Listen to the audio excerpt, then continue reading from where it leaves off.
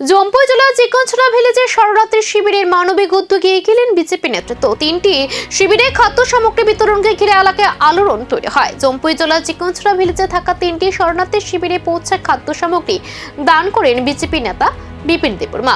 এই কর্মসূচিতে তার সঙ্গে উপস্থিত ছিলেন ডিস্ট্রিক্ট প্রেসিডেন্ট বিপ্লব চক্রবর্তী, গোলাঘাটি মন্ডল প্রেসিডেন্ট নারায়ণ দেবনাথ সহ অন্যান্য কার্যকর্তারা। শিবিরে থাকা মানুষজন এই সহায়তা পেয়ে স্বস্তি প্রকাশ করেন এবং উদ্যোগের জন্য ধন্যবাদ জানান।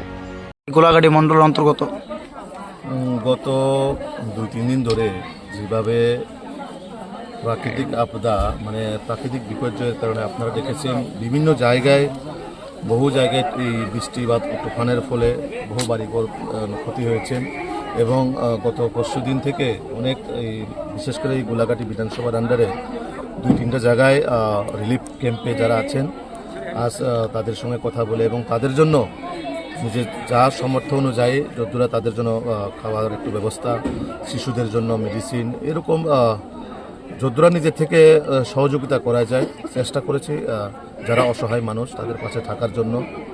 এবং প্রশাসনিকভাবেও আমরা কথা বলেছি যে তাদেরকে কিভাবে সরকারি সহযোগিতা দেওয়া যায় যাদের বাড়িঘর ক্ষতি হয়েছেন।